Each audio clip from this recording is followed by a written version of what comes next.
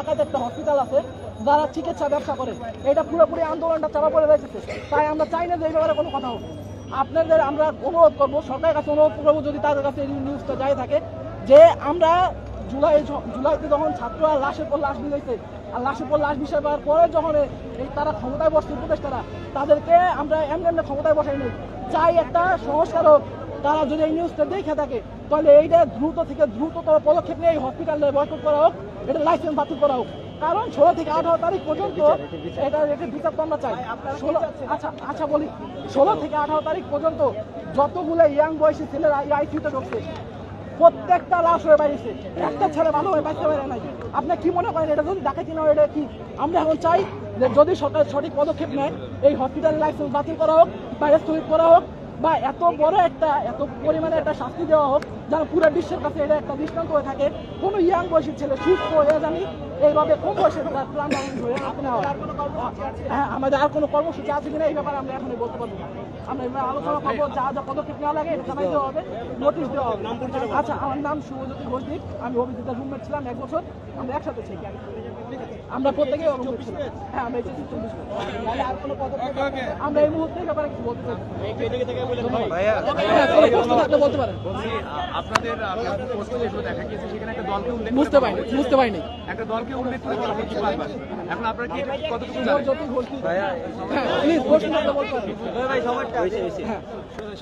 প্রশ্ন থাকলে জিজ্ঞেস করতে পারেন। কিছু বলবেন না? আচ্ছা, ঠিক আছে।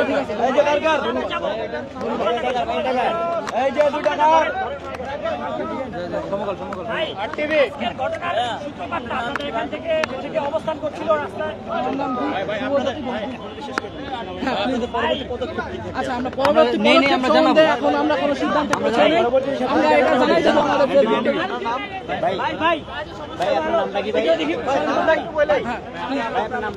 আমার নাম দীপ, শুভজ্যোতি ঘোষদীপ, আমি অভিজিতার রুমমেট ছিলাম। আচ্ছা, এই ব্যাপারে আমি সেই মুহূর্তে উপস্থিত ছিলাম না, আমার বন্ধু ছিল, এই ব্যাপারে বলতে পারতাম।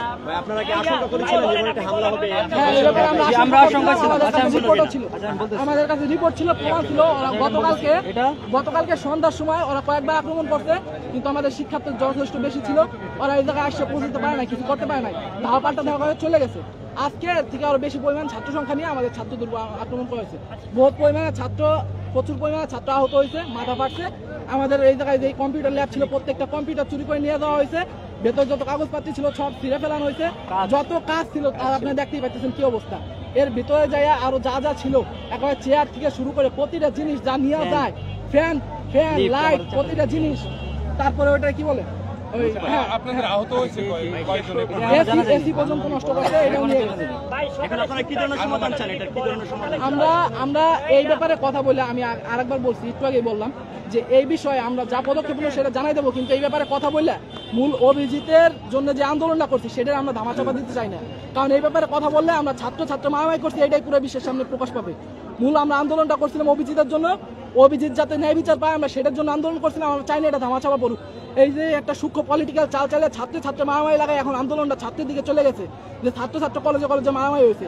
এইটা যাতে সফল না হয়, এই ন্যাশনাল হসপিটাল যাতে এটা না পারে, তার জন্য আমরা চাইতেছি না এই ব্যাপারে এখন কোনো আলোচনা করতে। পরবর্তী পদক্ষেপ আমরা জানাই দেবো। ধন্যবাদ। সেটা এখনো নিশ্চিত করে বলা যাচ্ছে না, অসংখ্য পরিমাণ ছাত্র আহত হয়েছে। আচ্ছা, সকালের সূত্রপাতটা মূলত আমরা কাল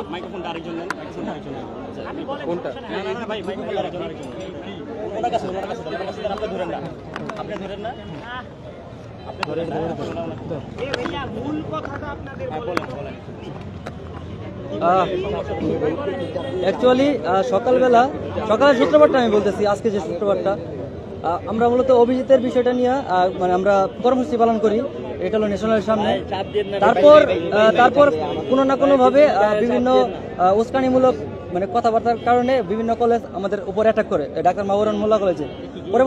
পরবর্তীতে আমরা একটি কর্মসূচি ঘোষণা করি যে আমাদের অভিজিৎ ভাইয়ের মৃত্যুর কারণ, এই কারণটি উদ্ঘাটন করতে যে একটা হত্যা করা হয়েছে আমাদের ভাইকে ভুল চিকিৎসার জন্য। তো তারপর আমরা একটা কর্মসূচি ঘোষণা করি যার নাম দিই সুপার সানডে। তো এটা কোনো না কোনোভাবে ভাই উস্কানিমূলক ভাবেই হোক, যেভাবেই হোক, একটা অনাকাঙ্ক্ষিত ঘটনা ঘটে যায় এই সোহরাওয়ার্দী কলেজের সাথে। এখন তার পরবর্তীতে ওরা একটা মানে ডিসিশন নেয় যে আমাদের কলেজকে ধ্বংস করে দিবে কিংবা মানে উচ্ছেদ করে দিবে এরকম কিছু, হ্যাঁ এরকম কিছু থাকবে না, যে ইট থাকবে না, গ্লাস থাকবে না, এরকম কিছু একটা বলে দেয়। পরবর্তীতে আমরা বিশেষ ওই দিন মানে কালকে ঘটনা সন্ধ্যাবেলায় সবাই আসে, ওইখান থেকে আইসে এখানে হামলা মামলা চালায়। পরবর্তীতে আমরা তাদের প্রতিহত করতে সফল হই, মানে বারবার ধাওয়া পাল্টা দেওয়া হয়।